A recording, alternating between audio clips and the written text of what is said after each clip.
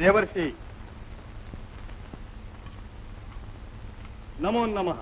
ఓహో, నీవా మనవడివా? కాదు, శివ పూజ దురంధరులు, రాక్షస మహారాజాధిరాజులు, మహాప్రభువులు, లంకేశ్వరులు. లంకేశ్వరుడవైనా పార్వతీశ్వరుడవైనా నా మనవడివి మాత్రం కాకపోవుగా. అది సరే గాని ఎక్కడి నుంచి మీ రాక? నేనా? నేను నేను ఎవరిని వెతుకుతున్నారు? వారినే. ఏరి వారు? ఎవరా వారు? వారేనయ్యా నీతోనున్న వారు. నాతోనున్న వారు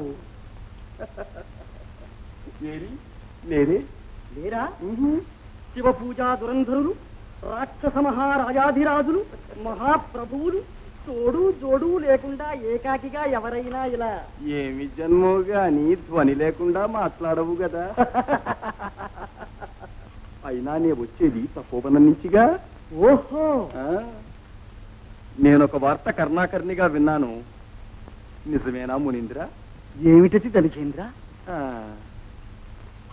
ఏదో అంతఃకలహం వల్ల పార్వతి పరమేశ్వరుణ్ణి వదిలి కైలాసం నుంచి కదలిపోయిందటగా. శివ శివ, ఆ మాట అన్నవాడు పరమ ద్రోహి. పార్వతి కైలాసం వదిలి వెళ్ళిన మాట మాత్రం నిజమే గాని అంతఃకలహం మాట మాత్రం అబద్ధం. ఎవడో పాపాత్ముడు పార్వతిని అపహరించి లంకాద్వీపానికి తీసుకువెళ్ళాడట. ఏ లంకకు? నీ లంకకే. నా లంక కాదు. ఇంకెవడైనా ఈ పని చేసి ఉంటే తల తీయించేవాడిని. ఇంకెవరైనా చేసి ఉంటే, ఆ పని నీవే చేసి ఉంటే అది సాధ్యమా? ఏది తలదీయించడమా? తాతకు దగ్గులు నేర్పుతున్నావా మనవడా? అంతా నాకు తెలుసు. ఇది నవ్వులాటకు సమయం కాదు, కోరున ఏడ్వవలసిన సమయం. ఎందుకు? ఆ శంకరుడు చేసిన మోసానికి. శంకరుడు నన్ను మోసగించడా? నీకింకా ఈ విషయమే తెలియలేదన్నమాట. ఏ విషయం? భయంకర తపస్సుతో పరమేశ్వరుణ్ణి మెప్పించి సర్వాంగ సుందరి అయిన ఆ శర్వాణిని అర్థించి భద్రకాళిని వెంట తీసుకొచ్చిన విషయం.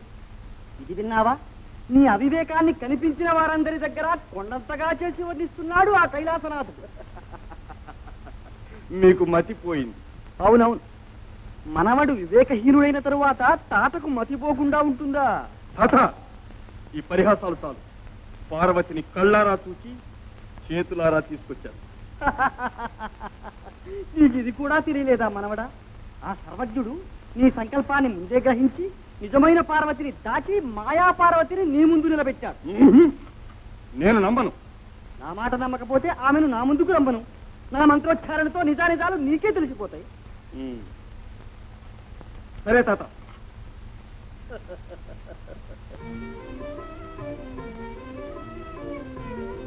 రాదేవి,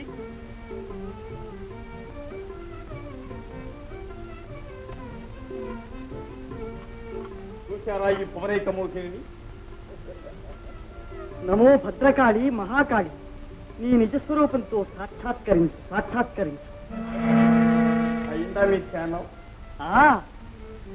సాక్షాత్కరించింది కూడా. చూడు. అనుమానం ఉన్నది మీకుగా, మీరే చూడండి. చూచాను గాని ఎవరు మీరు? పార్వతి కాదా? ఏ పార్వతి? శంకరపత్ని పార్వతి. శంకరపత్ని పార్వత? ఈమె కాదా? కాదు మనవడా, ఈమె పేరు కూడా పార్వతేమో కానీ శంకరపత్ని పార్వతి మాత్రం కాదు. అయ్యో, కోరి కోరి ఈ వికారిని నీవు కొని తెచ్చుకున్నది. తాత, బ్రహ్మచారికేం తెలుస్తుంది భామా సౌందర్యం? కొంచెం కన్ను తెరిచి చూడండి. చూశాను మనవడా, చూశాను. ఆ కోరపళ్ళు, పురుగుల వంటి ఆ కళ్ళు, పెదవుల మీదికి జారిన ఆ నాలుక, మెడలో వేలాడే ఆ కపాలమాల.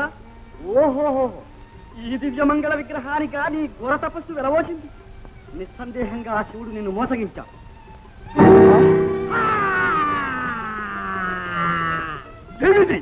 ఘోరైక సుందరి. పిశాచి. పిశాచ, ఛ, అందాల కూచి, లావణ్య మరీచి. ఈడు జోడు, అందం, చందం అన్నీ సరిగ్గా సరిపోయాయి మనవడా. ఔరా శంకర, పుట్టద్రోహి! మనవడా, నాతో కైలాసానికి రా. నీ సమక్షంలోనే ఈ భూతాన్ని భూతపతికి అప్పగించి నా పార్వతిని తీసుకొస్తాను. వదండి. వెళదాం. కలిసి వెళితే మన పన్నాగం బయటపడుతుంది. అందుకని నీవు ముందు వెళ్ళు, తరువాత వచ్చి హంగు చేస్తాను. సరే. ఏయ్ భూతమా, వెళ్ళు. నేను లంకకే వస్తాను. మనవడా, ఈమె రూపమే కాదు మనోహరం, కంఠస్వరం కేవలం వీణాస్వరం. మనవడా, వెళ్ళు. జగన్మాత నమో నమః, నమో నమః. నారాయణ.